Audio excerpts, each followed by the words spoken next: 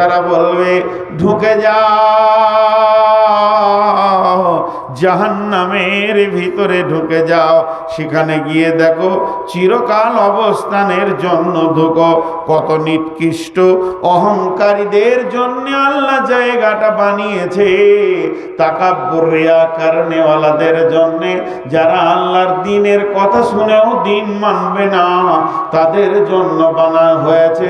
ঢুকে যাও, ওই জায়গায় গিয়ে দেখো অবস্থানটা কেমন হবে। এই বলে তাদেরকে এমন করে চাবুক মারা হবে, গরুর মতো লাফ দিয়ে তারা জাহান্নামের আগুনের ভিতরে চলে যাবে।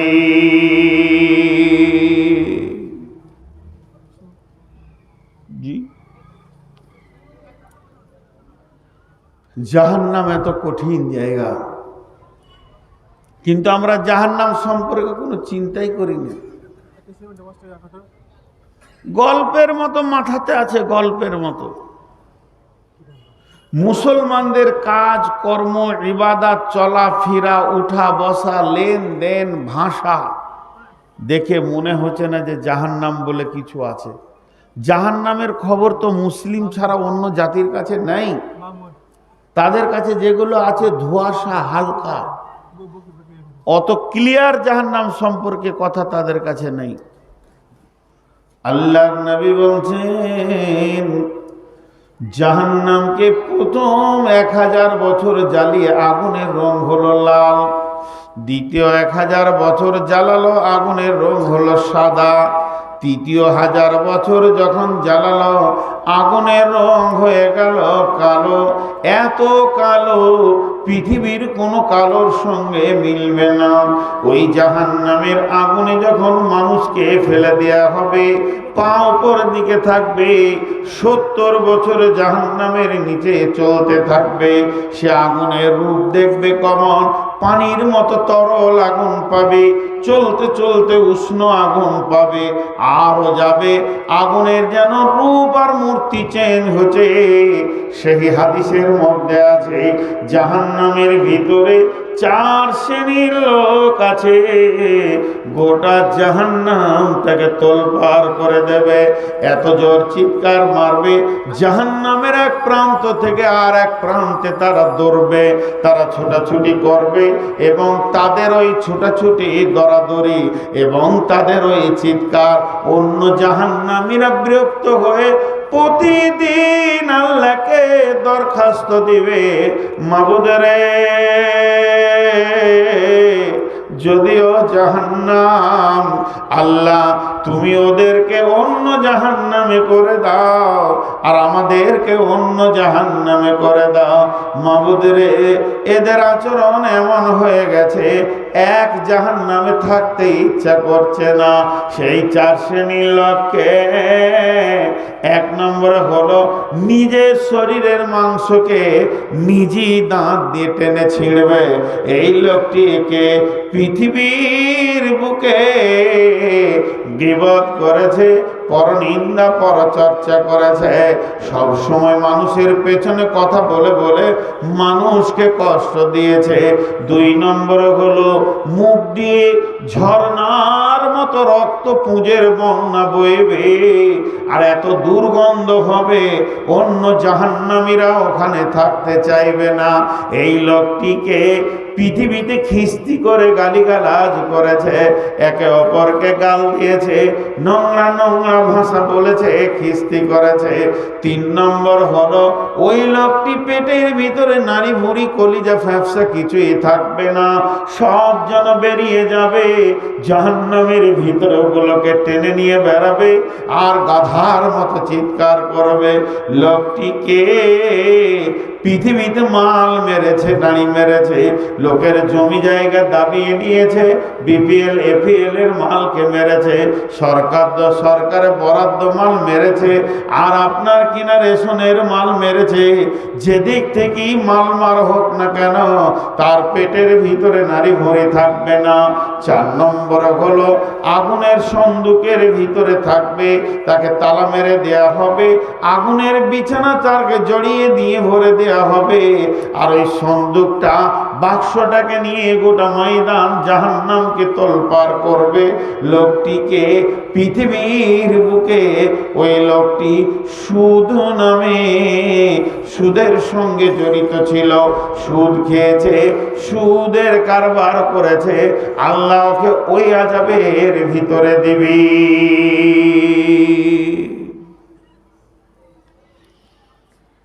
জাহান্নাম বড় কঠিন জায়গা, প্রতিবার বলছি এটা আমি। আল্লাহ আমাদের সকলকে জাহান্নাম থেকে মুক্তি দান করুন, আমিনও বলছি। দোয়া দিলাম, দোয়া। আপনারা জাহান্নামে যত ভয় করছেন তার থেকে আমি বেশি করছি, আপনাদের থেকে বেশি জাহান্নাম আমার হবে, যত বলেছি তত করেছি কিনা। তাহলে আমাদের শ্রোতা, বক্তা, কমিটি সকলকে জাহান্নাম থেকে মুক্তি দান করুন। এর নাম জাহান্নাম।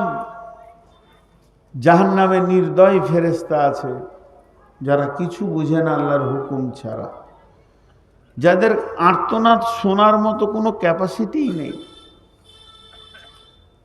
জাহান্নামের কথা আর কি বলবো ভাইয়া। জাহান্নামের ভিতরে বিভিন্ন রকম অবস্থা আছে। জুব্বুল হুজ একটা জাহান্নামের নাম, আপনারা শুনে খুশি হয়ে যাবেন, ওখানে আলিমরা থাকবে। কিন্তু এটা দেখে আবার আপনি খুশি হয়ে যান না, আলিমরা অতি সত্তর জান্নাতে যাবে। একটা আলিম যত ছেলেকে পড়ায়, ও একবার বিসমিল্লাহ বলবে তো নেকি পাবে। ভাইরা আমার, জাহান্নামের অনেক কথা হলো, কিন্তু আল্লাহ ওই জাহান্নাম থেকে মানুষকে বের করে জান্নাতে দেবেন। আল্লাহ মেহেরবান, আল্লাহ মেহেরবান। কিয়ামতের মাঠেও আল্লাহ মাফ করবেন। একটা কথা আমি আমার ব্রেন থেকে বলছি, আলেম ওলামা বসে আছে, এটা আমার আইডিয়া মাত্র।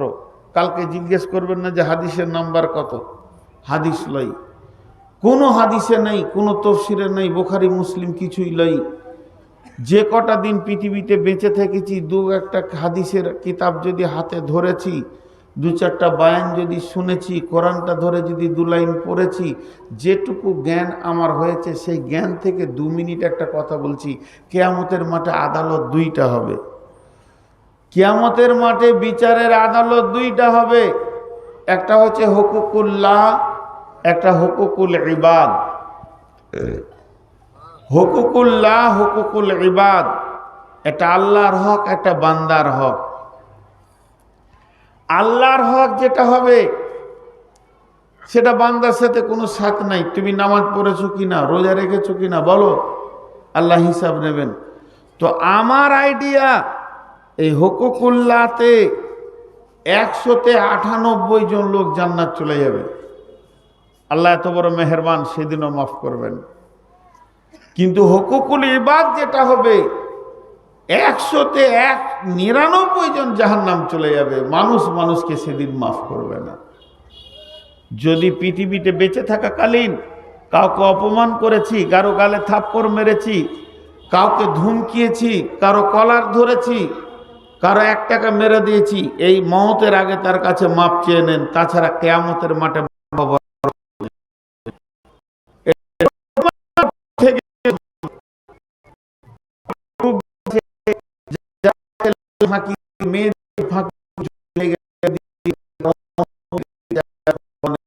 কি করে আপনার পার হওয়ার রাস্তা আছে।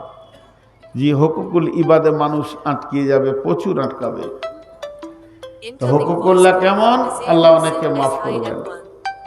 বন্ধুরা আমার, সহিহ বুখারীর হাদিস আছে, কঠিন কিয়ামতের দিনে আমার রব 2 জনকে ডাকবে।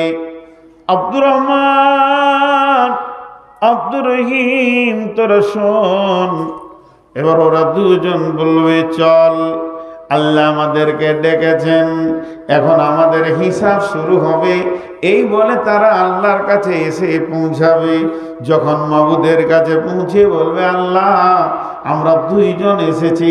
আল্লাহ এক কথায় বলবে, তোরা দুজনই জাহান্নাম চলে যা, হিসাব নাই, কিছু নাই। এটা করেছ কি এটা করনি, নামাজ পড়েছ কি পড়নি, হজ করেছ কি করনি, যাকাত দিয়েছ কি দাওনি, কোনো কথা নাই, তোরা দুজনই জাহান্নাম চলে যা। যখন এই কথাটা বলে দেবে, দৌড়তে শুরু করবে। একজন জাহান্নামের আগুনের দিকে দৌড়তে শুরু করেছে, দ্রুত গতিতে দৌড়বে। আর একজন এক পা ফেলবে, একবার আল্লাহকে দেখবে, আবার এক পা ফেলবে, আবার একবার আল্লাহকে দেখবে। এইভাবে যেতে থাকবে। আল্লাহ তাবারাক ওয়া তাআলা ফেরেশতাদেরকে বলবে, ওই দুইজনকে ধরে নিয়ে আয়। ওদেরকে যখন ধরে আনা হবে, রব্বুল আলামিন বলবে, আব্দুর রহিম রে, আব্দুর রহমান রে, তোদেরকে তো আমি বলেছি জাহান্নাম যা, তোরা জাহান্নাম যেছিলি কিনা বল। তো বলবে, আল্লাহ আমরা তো জাহান্নাম যেছিলাম। তখন আব্দুর রহমানকে বলবে, তুই একবার করে আমার দিকে দেখছিলি আর একটা করে পা ফেলছিলি কেন, তুই বল। তখন আব্দুর রহমান বলবে, মাবুদ আমি আপনার দিকে দেখছিলাম এই জন্য যে আল্লাহ আমাকে যদি একবার ডেকে নিয়ে মাফ করে দেয়। বলে, এখনো কি তোর আমার প্রতি আশা ছিল? বলে, জি হ্যাঁ। লা তাকনাতু মির রাহমাতিল্লাহ, আল্লাহ আপনি তো কোরআনে বলেছেন, খবরদার আমার রহমত থেকে নিজেকে নৈরাশ করিস না, হতাশ হয়ে যাস না। তাই আমি আপনার দয়ার দিকে তাকিয়ে মনে মনে ভাবছিলাম কখন ডেকে আমাকে মাফ করে দেবে। বলবে, তুই দাঁড়া আব্দুর রহিম, তুই যে জাহান্নামের দিকে দ্রুত গতিতে দৌড়ছিলি তার কারণটা বল, জাহান্নাম কি ভালো জায়গা? আব্দুর রহিম বলবে, আল্লাহ না, জাহান্নাম কঠিন আগুনের জায়গা। বলে, তবে কেন তুই দ্রুত গতিতে যাচ্ছিলি? আব্দুর রহিম বলবে, আমি জাহান্নাম কেন যেছি এটা দেখার আমার প্রয়োজন নাই। আমি তো আপনার হুকুম কোনোদিন মানিনি, আমি আপনাকে না মেনে জিন্দেগি করেছি। মাবুদ রে, আজকে আমি মনে মনে ভেবে নিলাম যে আল্লাহ তো স্বয়ং একটা হুকুম করেছে জাহান্নাম যাওয়ার, তবে আমি কোথা যেছি আর না যেছি এটা দেখার দরকার নাই। আমি আল্লাহর হুকুমকে মানার জন্যে তাড়াতাড়ি করছিলাম, যাতে করে আমি আল্লাহর একটা হুকুমকে মেনে দেখাবো। আল্লাহর হুকুমে আমি জাহান্নাম যেছি। আমার রব বলবে, রে আব্দুর রহমান, রে আব্দুর রহিম, আমি তোদের দুইজনকেই ক্ষমা করে দিয়েছি। হাদিসের মধ্যে আছে, একটা লোক কিয়ামতের মাঠে গাধার মতো চিৎকার করবে, সারা হাসরবাসী শুনতে পাবে। শুধু চিৎকার করবে না, এইভাবে মাটি মাখবে, গোটা গায়ে মাথায় সে মাটি মাখবে। আমি হালাক হয়ে গেলাম, আমি শেষ হয়ে গেলাম, না আর আমার জীবনের মূল্য নাই। কেন, কি হয়েছে? বলে, আমার নেকি আর নেকি, শুধু একটা নেকির অভাবে পড়ে গেছি। একটা নেকি যদি আমি পেয়ে যাই, আমার জান্নাতের ফয়সালা হয়ে যাবে। তখন একজনের বিচার হয়ে গেছে, এটা জাহান্নামের লাইনে লোক দাঁড়িয়ে আছে, একটার পর একটা জাহান্নামে পড়তে রয়েছে। ওই লাইনে থাকা একটা লোক বলবে, ভাই এদিকে আয়। বলবে, না, তোর সঙ্গে তো কোনো কাজ নাই, তুই নিজেই তো জাহান্নামের লাইনে দাঁড়িয়ে আছিস, তোর সঙ্গে আমার আর কি কাজ আছে? তোর সঙ্গে কোনো কাজ নাই, তুই আমার কিছুই করতে পারবি না। ও তখন চাপ দিয়ে বলবে, ভাই রে, আমি তো জাহান্নাম যেছি, তোকে ডাকছি, তুই একবার আয়। তখন ওর কাছে যখন যাবে, বলবে, দেখ আমার গুনার গুনাহ শুধুমাত্র একটা নেকি, চলো আমার নেকিটা তুই নিয়ে নি, জান্নাত চলে যা। যখনই নেকিটা পেয়ে যাবে, এত জোর লাফাবে, আনন্দ করবে, আমি বেঁচে গেলাম, বেঁচে গেছি, বেঁচে গেছি, কামিয়াব কামিয়াব, এই বলে দ্রুত গতিতে দৌড়তে শুরু করবে। তখন জি আল্লাহকে বলবে, মাবুদ আমি নেকি পেয়ে গেছি, যে নেকির কমতিটা আমার কাছে ছিল মাবুদ রে, ওই নেকিটা আমি পেয়ে গেছি, এখন আমি জান্নাতে দা ফয়সালা দাও। রব্বুল আলামিন বলবেন, গোলাম রে, আমার কাছে কি নেকির অভাব ছিল নাকি? আমি কি তোকে একটা দিয়ে জান্নাতে দিতে পারতাম না? আজকের কঠিন দিনে যে দান করেছে, ওই লোকটাকে তুই একবার ধরে নিয়ে আয়, দেখবো তাকে। আল্লাহ সবই জানেন, সবই বুঝেন। একে বলবে, যা ধরে নিয়ে আয়। তখন দেখবে এবার জাহান্নামের মুখের কাছে পৌঁছে গেছে।